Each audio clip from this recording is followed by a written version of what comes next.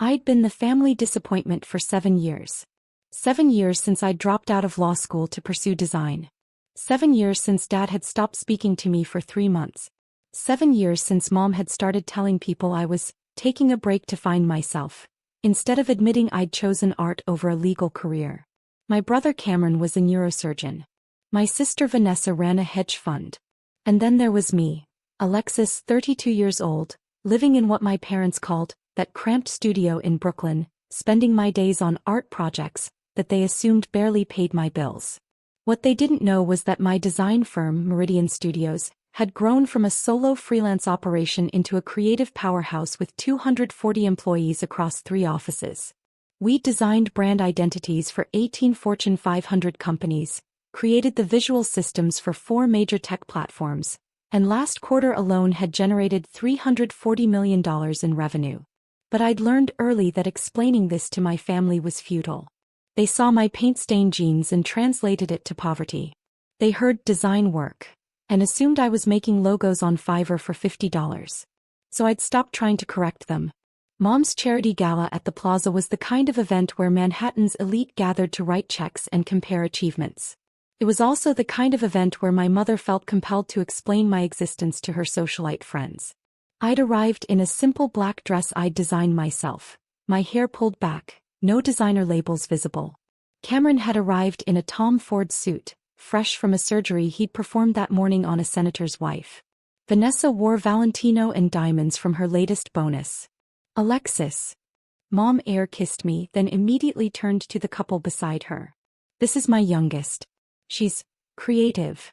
The way she said creative made it sound like a diagnosis. The man, who I recognized as the CEO of a pharmaceutical company, smiled politely. What do you do, Alexis? I run a design studio. How nice, his wife said in that tone that meant, how quaint. My niece does graphic design too. She makes birthday cards. I smiled and said nothing. Dinner was a 10-course affair at tables arranged by social hierarchy. My family was seated near the front. Old money, new influence, the kind of positioning Mom had spent decades cultivating. I was placed at their table, though I noticed I had the least prestigious seat, tucked between Cameron's wife and a venture capitalist who spent the entire first course talking around me to Cameron about medical investments. So the surgery took 14 hours, Cameron was saying, his voice carrying across the table. The aneurysm was in one of the most difficult locations possible. But we got it. Patient's prognosis is excellent.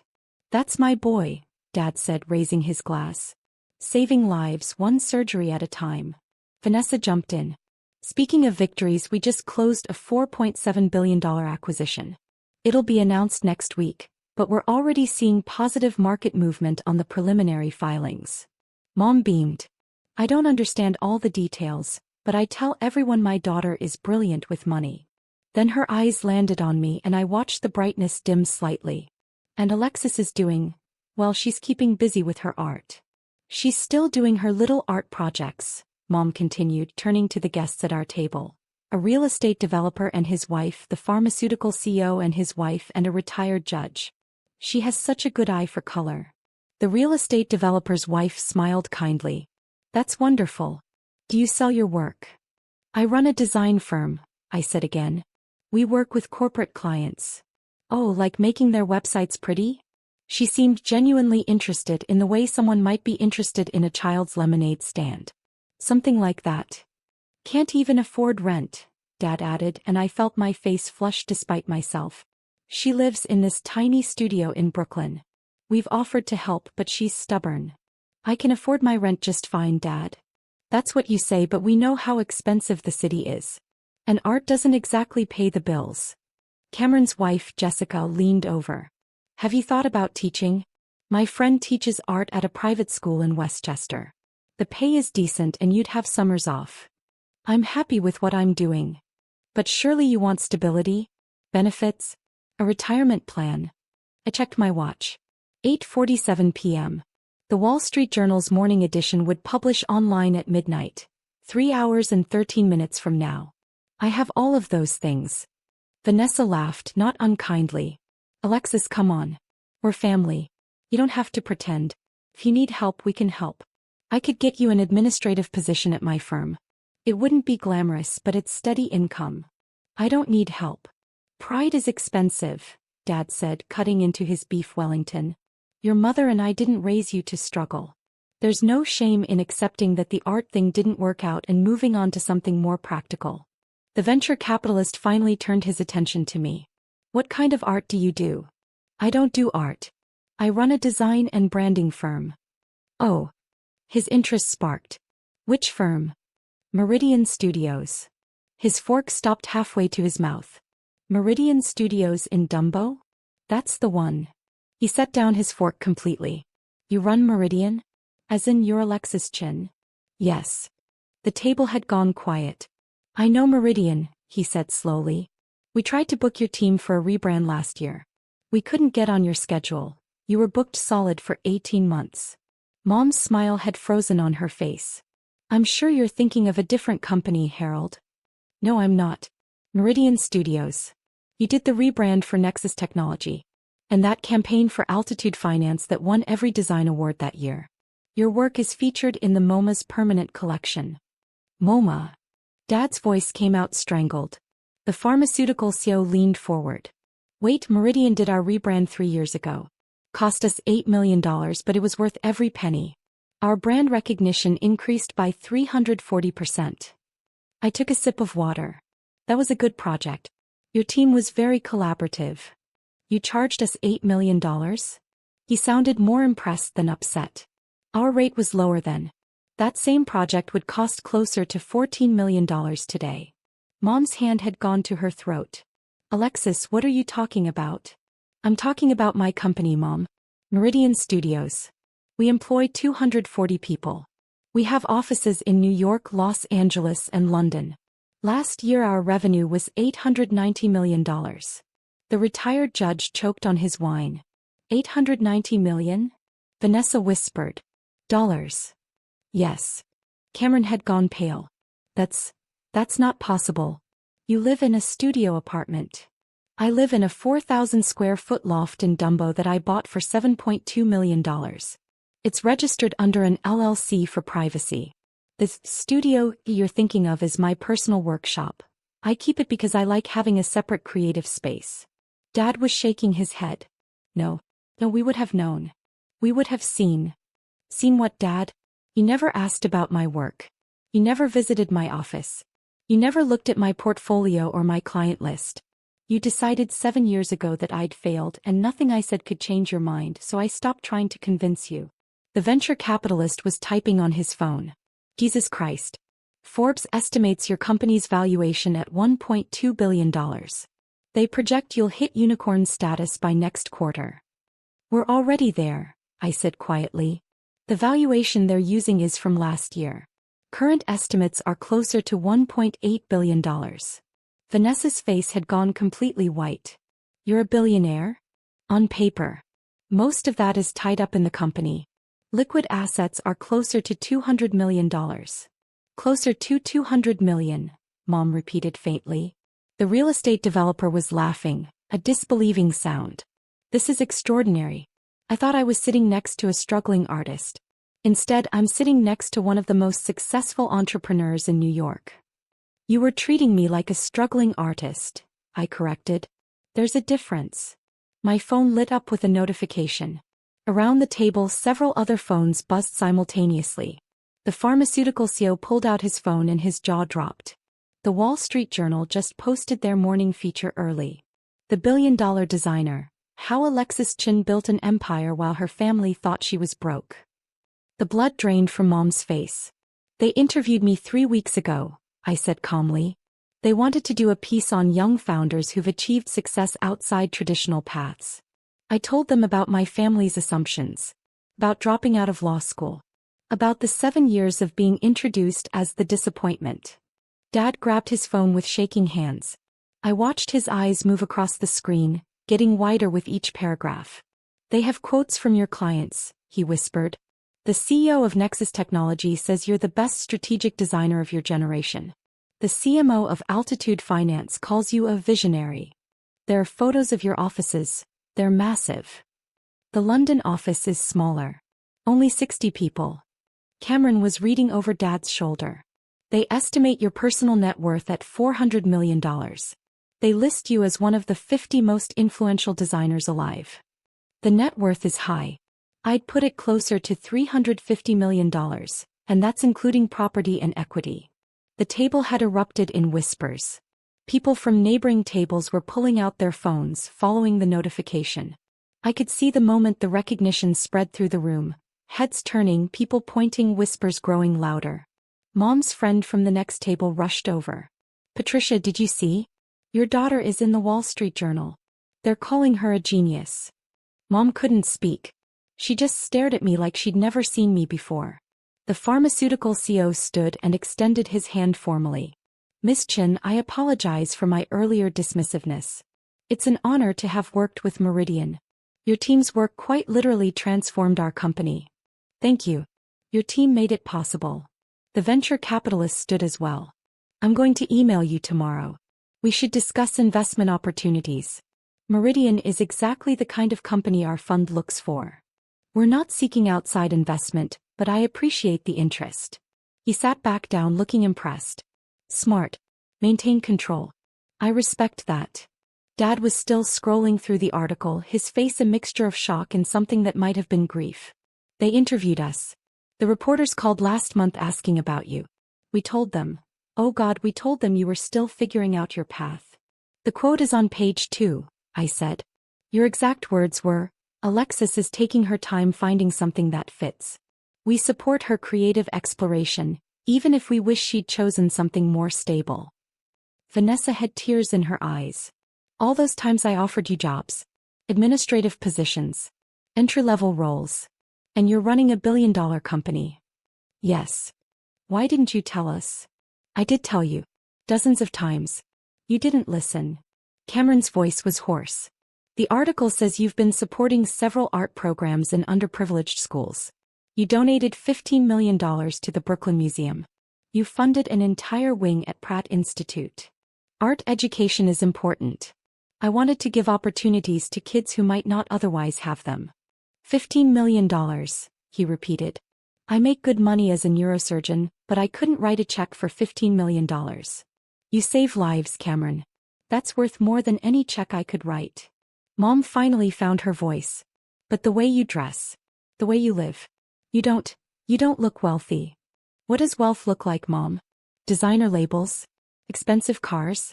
I have those things. I have a Porsche in my garage that I drive maybe twice a month. I have custom suits from Savile Row. But I prefer jeans and t-shirts because I'm usually working with my hands. I prefer being comfortable over being impressive." The retired judge was still reading the article on his phone. "They quote several of your employees. All of them describe you as a generous employer, paying well above industry standard, offering full benefits and profit sharing. One designer says you paid off her student loans as a retention bonus. Good employees are hard to find. I believe in compensating fairly." More phones were buzzing. The article was spreading through social media, being shared and reshared. I watched the realization dawn across the room. The struggling artist was actually a mogul. A photographer approached our table. "Miss Chin? I'm from the Times. May I get a photo for tomorrow's business section?" "I'd prefer not to, but thank you." He nodded respectfully and left. No argument, no pressure. That was new, the courtesy that came with revealed wealth. Dad set down his phone with trembling hands. Why let us think you were failing?" "I didn't let you think anything, Dad. You made assumptions. I told you I had clients. I told you I'd hired employees. I told you I'd won awards. You smiled and changed the subject because it didn't fit your narrative of what success should look like. We were worried about you. You were embarrassed by me. There's a difference." Vanessa stood abruptly. "I need air." She walked away from the table and I could see her shoulders shaking. Jessica, Cameron's wife, leaned over. "The teaching job I mentioned. I'm so sorry. That was incredibly condescending." "It's fine. You didn't know. But I should have asked. I should have been curious instead of assuming." Mom's phone was ringing continuously. She ignored it. "Everyone's calling. Everyone's seen the article. What do I tell them?" "Tell them the truth. Tell them your daughter runs a successful company. Tell them you're proud of her. Or don't. I don't actually care what you tell them. The coldness in my voice surprised even me. The gala's host, Mom's co-chair for the charity, approached the table. Patricia, I had no idea Alexis was so accomplished. We must get her on the committee. Someone with her business acumen would be invaluable. I'm not interested in committee work, I said before Mom could respond. But I'm happy to make a donation to the cause. Oh, that's generous, but it's really the networking and visibility that. I'll donate $2 million tonight. You can announce it from the stage if you'd like. She gaped at me. $2 million? The work you're doing with arts education is important. Consider it seed funding for next year's program expansion. She actually curtsied before walking away. Mom looked like she might be sick. You can just write a check for $2 million? I can write a check for considerably more than that if necessary. But $2 million felt appropriate for tonight. Cameron returned to the table, having composed himself. I looked up your company's client list. You've worked with 37 Fortune 500 companies. You designed the interface for Horizon, the app that 3 billion people use. 3 billion, Alexis. It was a good project. Challenging scope, but the team pulled it together. The team you built, he said. The company you created. The empire you grew from nothing while we all thought you were struggling. Dad's voice came out broken.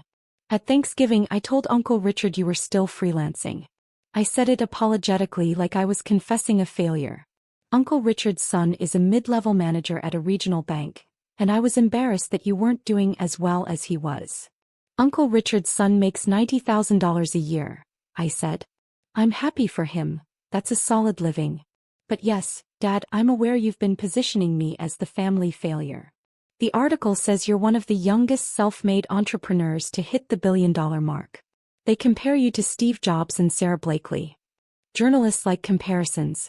It makes for better headlines. Vanessa returned, her makeup repaired but her eyes still red. I tried to get you an admin job. An admin job. At my firm. Where I manage other people's billions. And you're worth more than most of my clients. Your offer came from a place of care. I understand that. Do you really? Because I think you must hate us. I don't hate you, Vanessa. I'm just tired. Tired of defending my choices. Tired of being the cautionary tale at family dinners. Tired of being introduced as the one who chose creativity over stability, like it was a character flaw. The venture capitalist cleared his throat. Miss Chin, I have to ask, what's your end game? Most founders your age are looking for acquisition opportunities, exit strategies. But the article suggests you're committed to staying independent. Meridian isn't for sale. We have complete creative control, we choose our clients and we build things we're proud of. Money is wonderful. It provides security and freedom. But the work itself, the ability to create without compromise, that's irreplaceable. He nodded slowly. That's principled. Rare but principled. Mom's phone rang again. This time she answered it. Hello? She's here. No, I don't have a comment. Please stop calling. She ended the call and looked at me with something like desperation. The press wants statements. About you, about the family, about why we never mentioned your success. Tell them the truth. You didn't mention it because you didn't know about it. But we should have known. We're your parents. Yes, I said simply. You should have. The weight of that statement hung in the air. Dad was reading another article that had just posted. Forbes just put out a reaction piece. They're calling tonight the most dramatic reveal of the year. They're comparing it to that time the Walmart heir showed up to shareholder meetings in a pickup truck. I didn't plan the timing, I said. The Wall Street Journal chose their publication schedule. The fact that it coincided with Mom's gala was coincidental. But even as I said it, I knew it wasn't entirely true. I'd known the article would publish tonight. I'd known it would create a scene. Maybe part of me had wanted this. The public validation, the undeniable proof, the moment when everything they'd assumed was proven wrong. Cameron was pulling up more search results. There are already 50 articles about you. Business Insider, TechCrunch, Fast Company. They're all running stories. The designer who built $1 billion empire in secret. Why Alexis Chen's family had no idea she was wealthy. The stealth billionaire. I wasn't exactly stealthy. I just wasn't loud. Jessica spoke up quietly. The article mentions you bought your parents' mortgage 3 years ago when they were facing foreclosure. You paid it off completely and never told them. Mom's head snapped up. What? The house in Scarsdale, I said. You were underwater after the market crash, facing foreclosure. I bought the note from the bank and forgave the debt. The house is yours free and clear. I had my lawyers structure it so you'd never know. Dad's face crumbled. That's why the foreclosure notice disappeared. We thought the bank had made an error. We thought we'd gotten lucky with a modification. You did get lucky.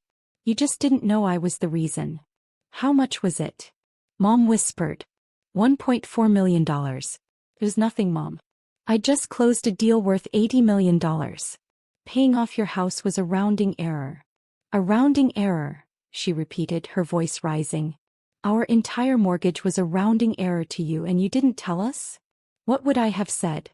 By the way, I just paid off your house with the pocket change from my design empire that you don't believe exists. You would have refused. You would have been insulted. So I did it quietly and let you think you'd gotten lucky. Vanessa was crying openly now.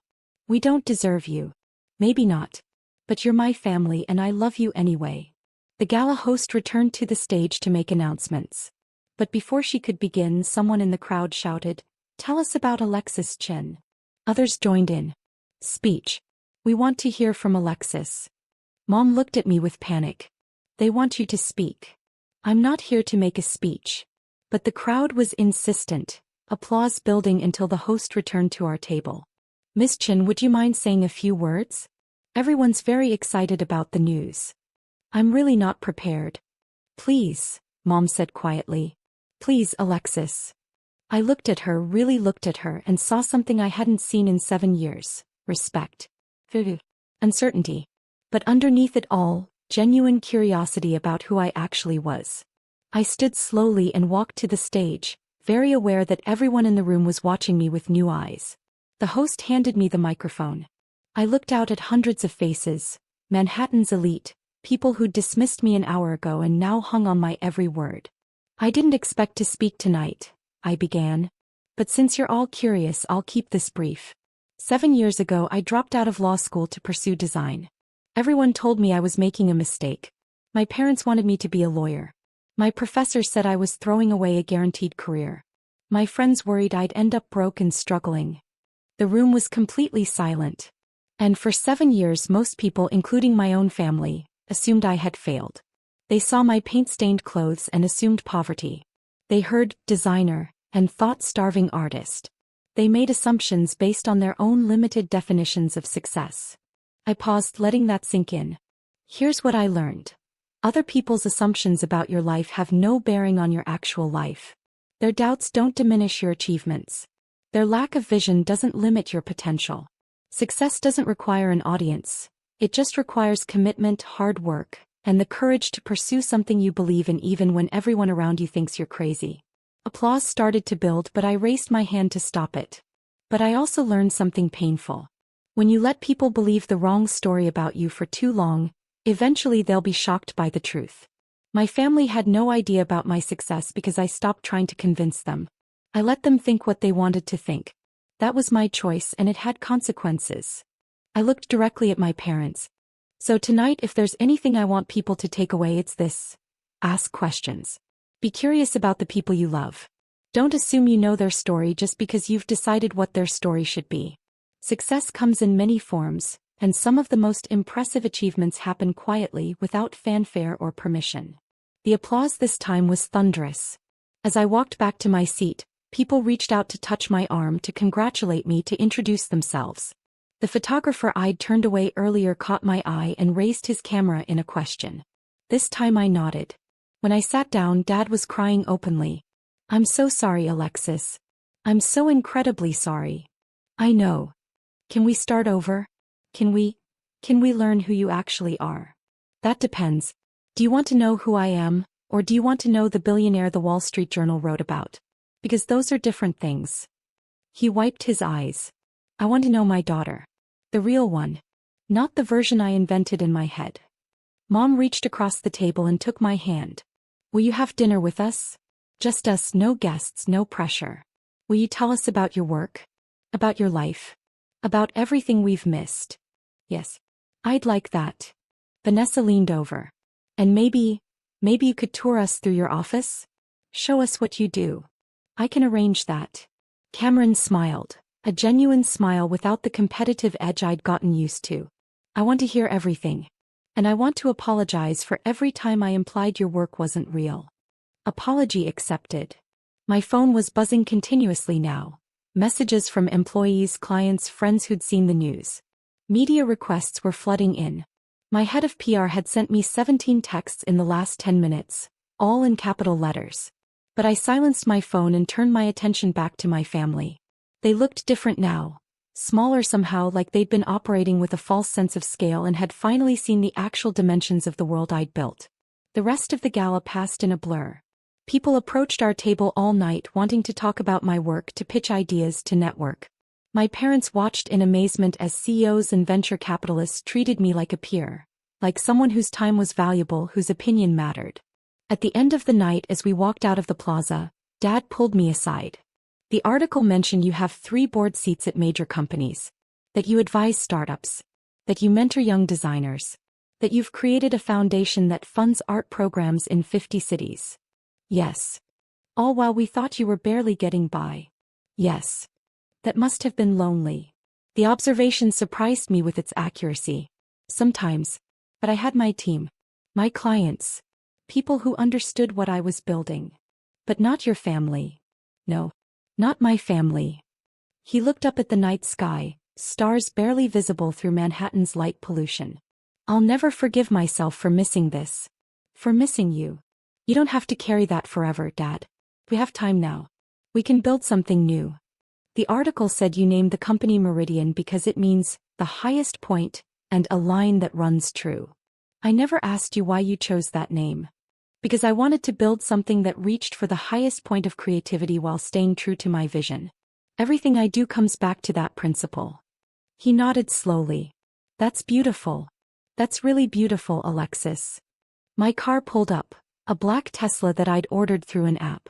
Not the Porsche which was still in my garage. Not a flashy statement. Just quiet, efficient transportation. Can I drop you somewhere? I asked. Dad shook his head.